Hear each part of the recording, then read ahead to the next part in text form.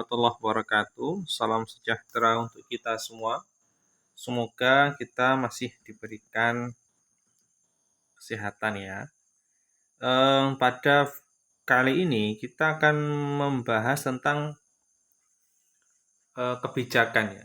Jadi di dalam manajemen perpustakaan ya, manajemen koleksi itu ada kebijakan-kebijakan yang harus kita ketahui sebelum melakukan pengembangan koleksi ya. Jadi kita akan hari ini membahas tentang bagaimana sih kebijakan pengembangan koleksi. Ya. Jadi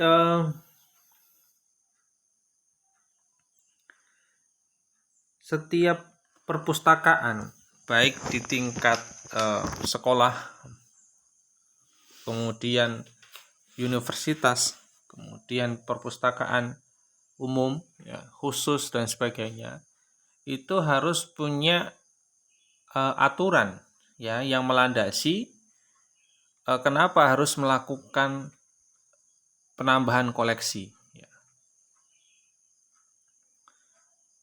Tujuannya apa?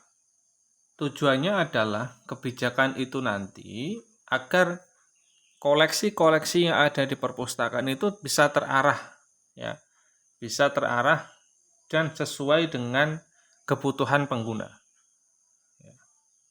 Nah, ada 5 asas ya, 5 asas yang kurang lebih perpustakaan itu harus mengetahui 5 asas ini ya, ketika melakukan pengembangan koleksi, perpustakaan. Yang pertama itu kerelevanan ya. Kerelevanan itu maksudnya adalah koleksi-koleksi yang ada di perpustakaan itu harus relevan dengan, bisa juga relevan dengan kebutuhan pengguna ya. Kemudian bisa juga relevan dengan basis penggunanya. Maksudnya basis itu relevan dengan jurusan lah. Semisal penake ngomong seperti itu. Kalau semisal contohnya fakultas Fuad begitu ya. Fuad itu ada 12 jurusan. Maka buku-buku ya, koleksi-koleksi perpustakaan itu harus relevan dengan 12 jurusan itu ya. Sama halnya dengan perpustakaan universitas. Maka perpustakaan universitas itu koleksinya harus relevan dengan kebutuhan dari semua jurusan yang ada di universitas. Sama halnya dengan perpustakaan khusus apa begitu ya. Ya gitu. Kemudian asas yang kedua itu harus berorientasi kepada kebutuhan pengguna. Jadi kita itu tidak bisa, perpustakaan itu tidak bisa hanya sekedar beli dan beli gitu ya. Pokoknya anggarannya entek itu nggak bisa. Jadi harusnya aspek yang harus diperhatikan adalah penggunanya itu butuh nggak tentang koleksi itu. Ketika pengguna butuh, maka itu nanti akan diadakan, akan diberikan atau disediakan oleh perpustakaan. Kemudian ada kelengkapan. Asas berikutnya adalah kelengkapan. Ya, terkadang ada beberapa buku itu yang sifatnya berseri. Ya, untuk kasus yang seperti ini maka perpustakaan harus melengkapi, begitu ya.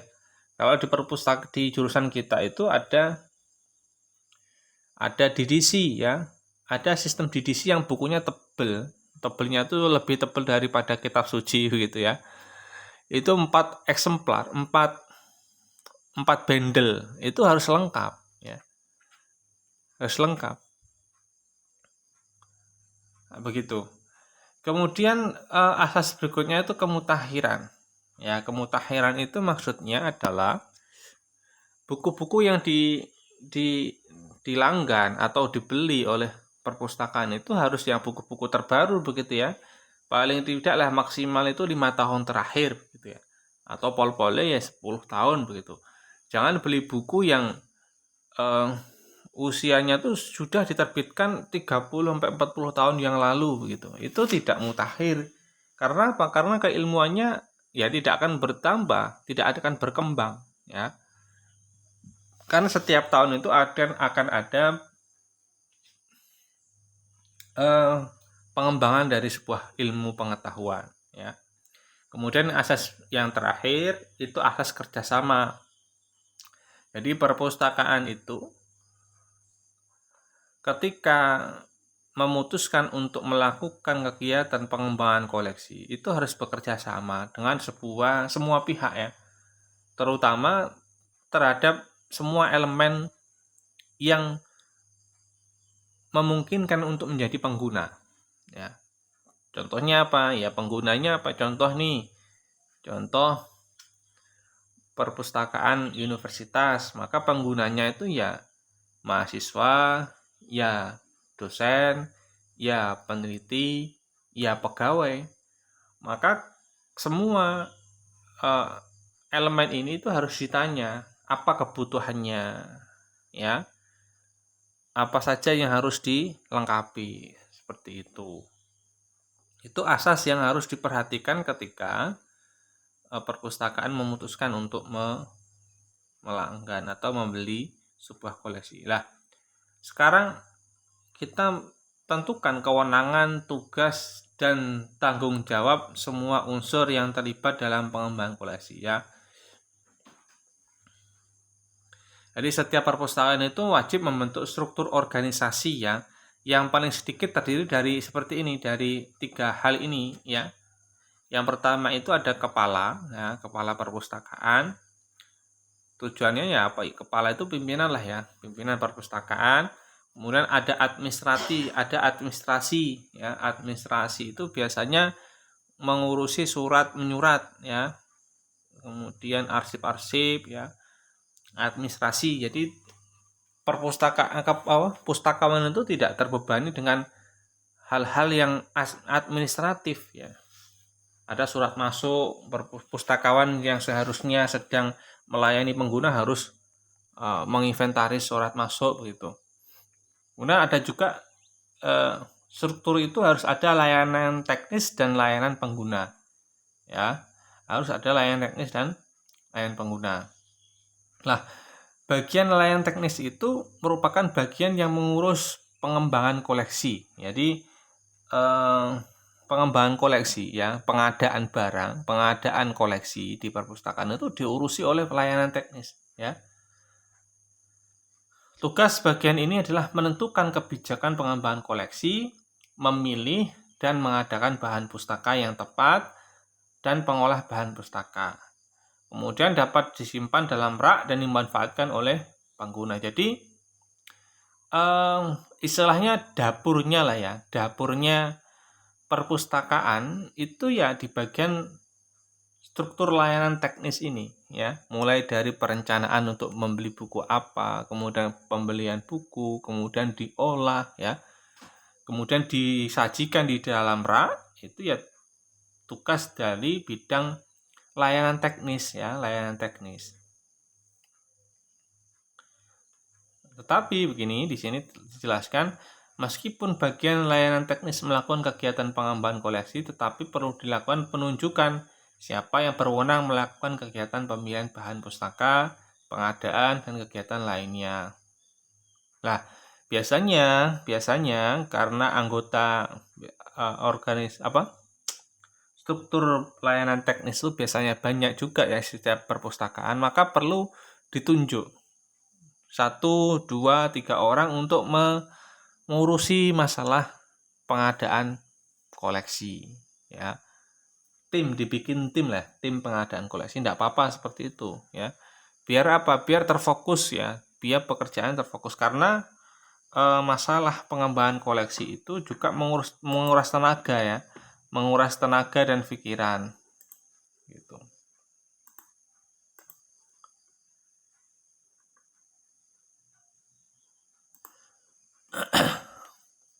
Oke.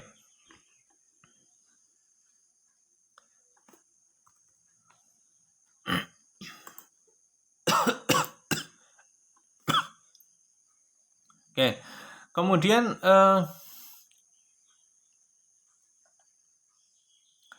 Siapa yang berwenang merumuskan kebijakan pengembangan koleksi dan melakukan seleksi akan berbeda untuk berbagai jenis perpustakaan.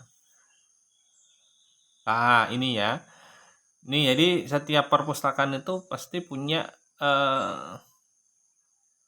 orang yang ditunjuk untuk melakukan seleksi bahan pustaka, ya. Nah, biasanya contohnya nih perpustakaan berkeruan tinggi kewenangan untuk meneruskan kebijakan pengembangan koleksi dipercayakan kepada pustakawan senior, kemudian wakil dari fakultas ataupun jurusan, atau wakil dari lembaga seperti lembaga penelitian. Nah, seperti itu bisa juga ya. Jadi kalau di tingkat perpustakaan perguruan tinggi itu bisa sistemnya penunjukan atau perwakilan. Tadi dilakukan oleh pustakawan senior begitu, kemudian menunjuk setiap kajur korprodi di setiap fakultas itu untuk mengelis kebutuhan buku apa yang perlu diadakan, dibeli gitu ya. Kayak gitu. Nah,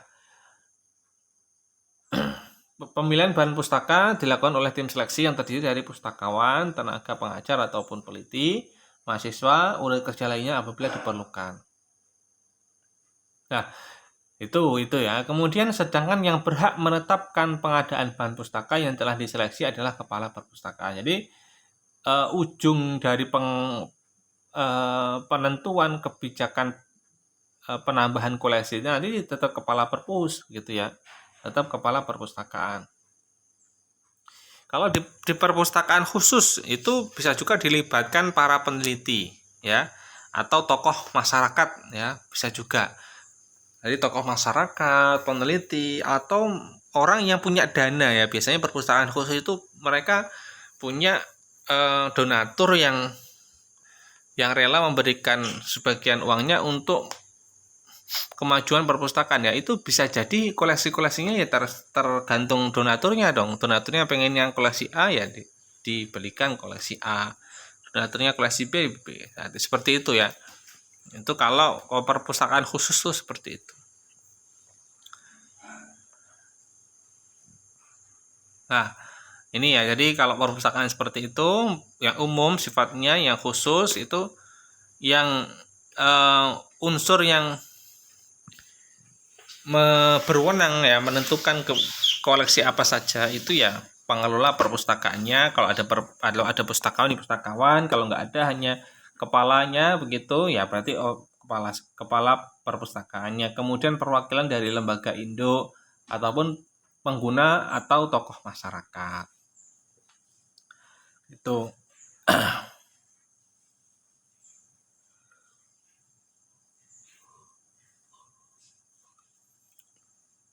Oke. Nah, ini contoh dari struktur organisasi dengan volume pengembangan koleksi yang besar.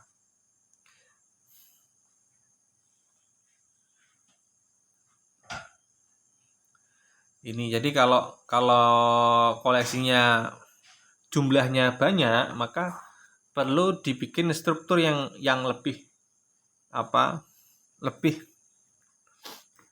istilahnya lebih fleksibel begitu ya. Bisa melakukan kegiatan-kegiatan yang mungkin volumenya sangat besar. Kayak di sini ditambahkan selain dari kepala dan administrasi itu layanan teknis itu dibagi ya. Layanan teknis itu dibagi ke pengembangan koleksi dan pengolahan bahan pustaka. Itu bisa juga seperti itu ya. Tapi ini tidak perlu seperti ini juga, tergantung nanti perpustakaan kalian itu ketika jadi pustakawan itu seberapa besar begitu ya. Mau kecil ya tingkat lingkup sekolah ya tidak perlu lah ya dibikin seperti ini. Kayak seperti yang tadi itu sudah cukup, ada layanan teknis dan layanan pengguna gitu. Oke. Kemudian mengidentifikasi kebutuhan akan informasi dari pengguna. Hal ini dapat dilakukan dengan melakukan kajian pengguna baik secara informal maupun formal. Jadi kalau informal bisa dilakukan dengan cara melakukan observasi terhadap pengguna yang datang. Informasi apa yang biasanya dia cari begitu ya.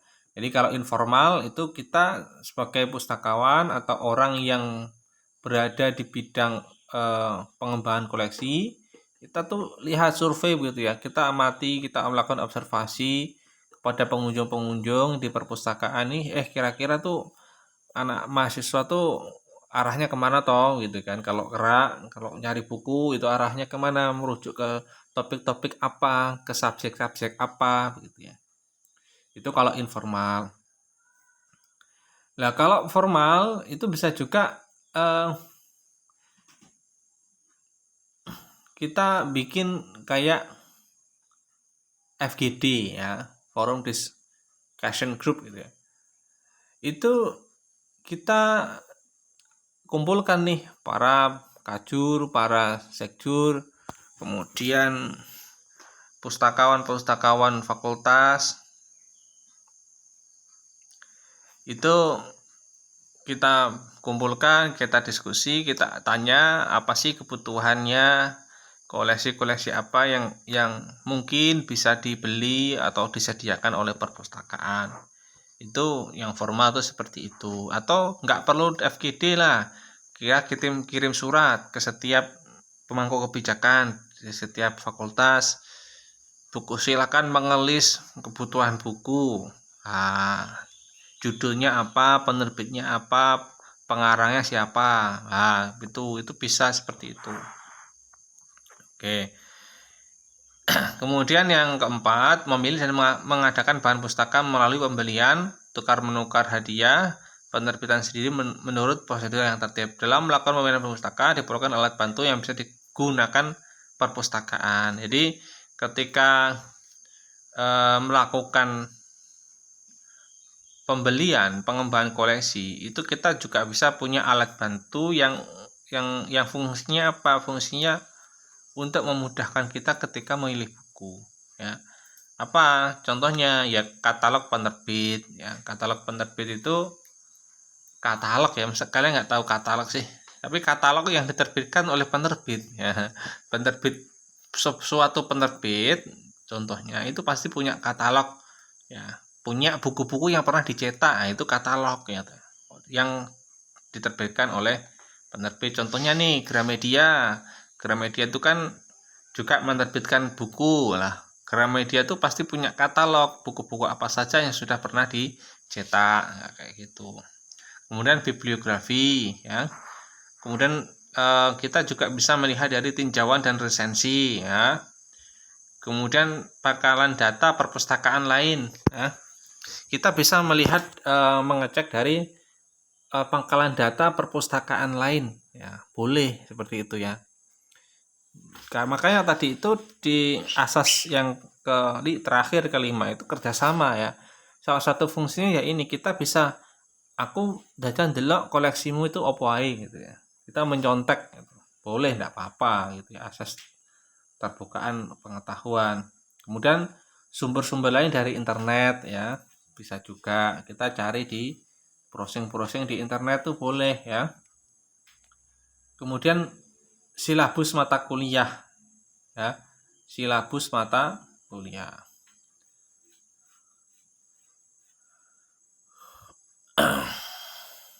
Nah, prosedur memilih bahan pustaka itu bisa dimulai dari diri sendiri ataupun usulan dari pengguna. Jadi ini kalian sebagai pengguna perpustakaan universitas itu bisa juga usul ya.